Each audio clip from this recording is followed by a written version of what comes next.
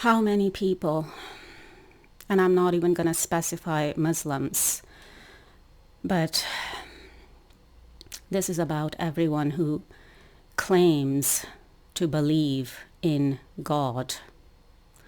So that would include not only Muslims, but also believers, which would include believers from certainly from the three mainstream Abrahamic religions of Judaism, Christianity, and Islam. So it would include Jews, Christians, and Muslims. It would include any other religion or any other people who believe in God. We could include Hindus, we could include Buddhists in there as well, because they believe in God too, don't they? Just that when it comes to Hinduism, or the religion of Hinduism and Hindus, they believe in not just the half-truth of God, but the whole truth of God, as in one God and the many simultaneously, which is the whole truth of God. Whereas believers from the three mainstream Abrahamic religions of Judaism, Christianity, and Islam, meaning Jews, Christians, and Muslims, believe in half-truth of God, which is one God, which is a half-truth about God.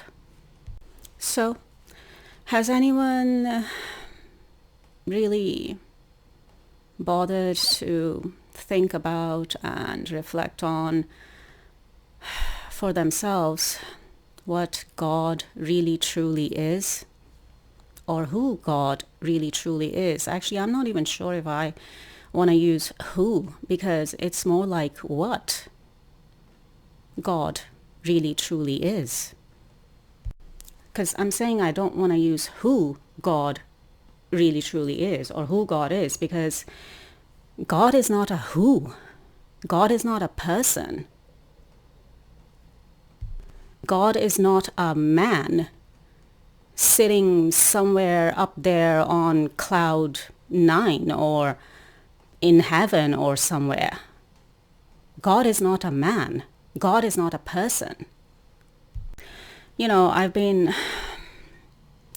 going through the Quran, the Muslim holy book, and reading through it slowly for the first time in my life, And this is one thing, actually, that most Muslims don't even bother to do, to actually go through the Quran and read the Quran in their own language, a language that they actually understand. And actually, even when some of them do that, they still don't get it, because they don't understand the deeper meaning of everything, or they don't understand the deeper meaning of things. And then, there's things that have been distorted and corrupted in the Quran. So that's another problem. So I've been reading the Quran slowly, and I come across a verse where there's a mention of the sun, but as usual, it has been distorted and corrupted. Or the way it is written in the Quran, the way it is being mentioned and written in the Quran is distorted and corrupted. And I can just read the verse and I can just, it's like I can smell the ignorance off of it, or I can see the ignorance of whoever wrote that verse and put that verse in the Quran. Either it's just sheer ignorance of God, and or whoever wrote that verse and put it in the Quran was a false prophet of the devil, Satan, Shaitan, Iblis, or even Baal. Baal is mentioned in the Bible. A false prophet, or it was a false prophet who has done this on purpose, like written it in this way and then put it in the Quran on purpose to mislead Muslims. Because whoever wrote this verse and then put it in the Quran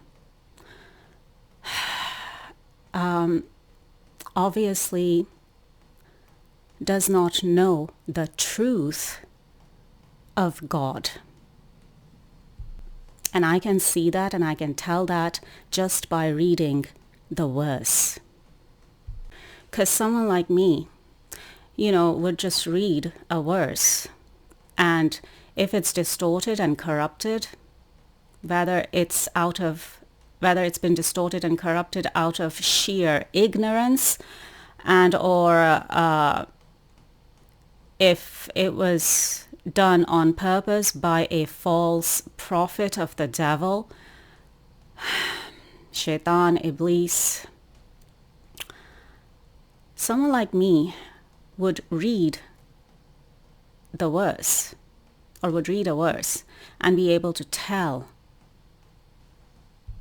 the ignorance, the distortion, the corruption, the lie that is being told in the verse, which would result in misguidance. And people and believers who would read the verse, and I'm just saying, I'm just giving the example of a particular verse here, but this is to do with the whole, book. And holy books. I'll include Bible in there, Torah in there as well. And this would result in people and believers believing in the distorted, corrupted version of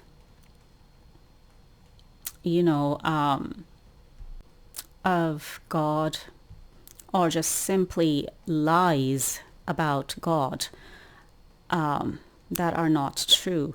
So people and believers would be misguided and will not know the truth, and not just a half truth, but the whole truth of God,